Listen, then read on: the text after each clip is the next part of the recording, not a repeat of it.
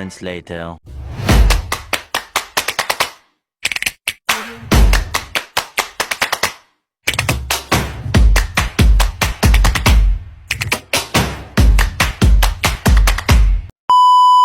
Assalamualaikum warahmatullahi wabarakatuh. Hai semuanya, perkenalkan nama saya Maisha Nur Kasana dari kelas 11 BD1 nomor absen 19. Kali ini saya akan mempresentasikan tentang materi cara menangani keluhan pelanggan. Simak videonya sampai habis. Menurut kalian semua, apa sih keluhan pelanggan itu? Nah, keluhan pelanggan adalah ungkapan ketidakpuasan dari pelanggan terhadap produk, layanan, atau pengalaman yang mereka terima dari suatu perusahaan atau penyedia jasa. Nah, keluhan itu biasanya disampaikan secara lisan, tertulis, atau melalui media sosial dan biasanya muncul karena harapan pelanggan tidak terpenuhi. Selanjutnya kita akan membahas tujuan keluhan. Bukan sekedar mengeluh, tapi pelanggan ingin masalahnya didengar, dipahami, dan diselesaikan. Oleh karena itu, menangani keluhan dengan baik dapat meningkatkan kepercayaan dan loyalitas pelanggan. Oke teman-teman, selanjutnya kita akan membahas jenis-jenis keluhan pelanggan. Jenis-jenis keluhan pelanggan yang pertama yaitu keluhan terhadap produk. Biasanya keluhan ini berkaitan dengan barang atau jasa yang diterima, seperti produk rusak atau cacat. Biasanya ini produknya rawan banget dalam masa pengiriman. Bisa saja entah barangnya itu rusak dari awal mula dikirim, atau rusak atau cacat dalam proses pengantaran atau distribusi. Tapi biasanya ini rata-rata rusaknya ini waktu distribusi ya, waktu masih dalam perjalanan. Nggak mungkin dong seorang penjual memberikan produk rusak kepada pembelinya. Terus ada lagi keluhan pelanggannya yaitu tidak sesuai dengan deskripsi atau pesanan. Contohnya kita pesen barang A, ternyata yang datang di rumah barang B. Otomatis kan kita kan akan mengajukan pengembalian atau gimana caranya. Atau barang kita ditukar kembali, atau memang barang kita ditukar dengan uang, atau semacamnya. Lanjut, jenis keluhan pelanggan yang kedua yaitu keluhan terhadap pelayanan. Biasanya interaksinya ini antara pembeli dengan staf atau pembeli dengan sistem layanan. Kita ambil contoh yang pertama yaitu staf tidak ramah atau tidak membantu.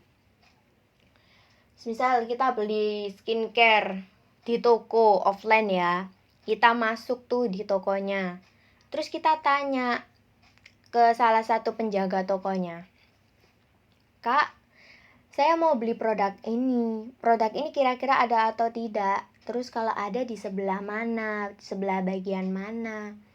Nah, seharusnya kita sebagai penjaga toko harus ramah ya, harus ramah, harus selalu ramah dan membantu. Harusnya kita jawab, "Oh, Kakak mau beli produk ini. Produk ini ada di sebelah sini, Kakak. Mari saya bantu." Harusnya seperti itu. Kalau yang tidak ramah, itu biasanya mukanya judes. Terus ngomongnya dry text gitu. Kayak, "Oh, Kakak mau beli produk ini. Produk ini di sebelah sini, lurus belok kiri aja." Kan nggak boleh, harusnya penjaga toko itu ramah, biar tokonya itu dapat kesan baik di pembeli. Oh, pelayanannya bagus, penjaganya ramah-ramah, membantu. Apalagi kalau semisal pembelinya kebingungan terus bertanya, dia bisa jawab. Seperti itu. Jenis-jenis keluhan pelanggan yang ketiga yaitu keluhan terhadap prosedur atau sistem operasional. Keluhan terhadap proses atau kebijakan perusahaan. Misalnya, proses pengembalian barang yang rumit, website error saat transaksi, atau kebijakan yang tidak fleksibel. Contohnya yaitu, seorang pelanggan ingin membeli sebuah produk online dan ternyata produk tersebut rusak. Terus, pelanggan ingin mengembalikannya.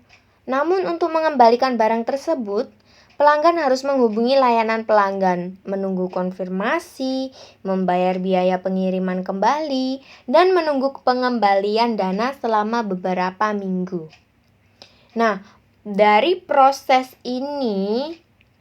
itu akan membutuhkan waktu yang lama dan melelahkan. Hal ini bisa menyebabkan pelanggan merasa kecewa atau bahkan tidak mau kembali lagi berbelanja di toko tersebut. Jadi, kalau bisa, proses pengembalian barang yang rumit itu dihilangkan. Jangan membuat rumit, karena nanti kalau rumit, pelanggannya itu akan kabur. Kayak ibaratnya udah trauma beli di toko kamu karena udah rusak, pengembaliannya rumit juga. Jadi kayak kita itu punya was-was, aku nggak mau deh beli di toko ini lagi karena barangnya udah datang ke akunya rusak, terus pengembaliannya juga rumit, udah aku keluar uang, prosesnya lama juga. Nah, perlu ya dihindari ya sebagai penjual. Prosesnya itu harus secepat mungkin agar kesalahan itu bisa diminimalisir dan pelanggan juga tidak akan kecewa dan bisa mulai percaya lagi kembali berbelanja di toko tersebut. Berikut adalah langkah-langkah atau cara menangani keluhan pelanggan secara efektif. Yang pertama yaitu dengarkan dengan seksama, biarkan pelanggan menyampaikan keluhannya tanpa disela. Yang kedua yaitu tunjukkan empati, tanggapi dengan kalimat seperti, kami mengerti perasaan Anda, atau kami mohon maaf atas ketidaknyamanan ini. Yang ketiga, minta maaf. Dengan tulus, meski masalah bukan sepenuhnya kesalahan perusahaan, permintaan maaf tetap penting sebagai bentuk tanggung jawab. Yang keempat, yaitu klarifikasi masalah. Ajukan pertanyaan untuk memastikan Anda memahami masalah dengan tepat. Catat detail penting untuk referensi. Yang kelima, yaitu tawarkan solusi yang realistis. Jelaskan pilihan solusi yang tersedia. Berikan pilihan kepada pelanggan jika memungkinkan agar mereka merasa dihargai. 6. Ambil tindakan cepat. Proses penyelesaian harus segera dilakukan tanpa menunda. Berikan batas waktu yang jelas jika penyelesaian memerlukan waktu. Jadi, kesimpulan dari materi yang saya sampaikan yaitu keluhan pelanggan adalah peluang. Menangani keluhan pelanggan bukan hanya soal menyelesaikan masalah, tetapi juga tentang membangun kembali kepercayaan dan loyalitas pelanggan. Dengan sikap yang tepat, komunikasi yang baik, dan solusi yang efektif, setiap keluhan bisa menjadi kesempatan untuk memperbaiki layanan dan meningkatkan kualitas bisnis. Sekian materi yang saya sampaikan, semoga bermanfaat dan membantu. Wassalamualaikum warahmatullahi wabarakatuh.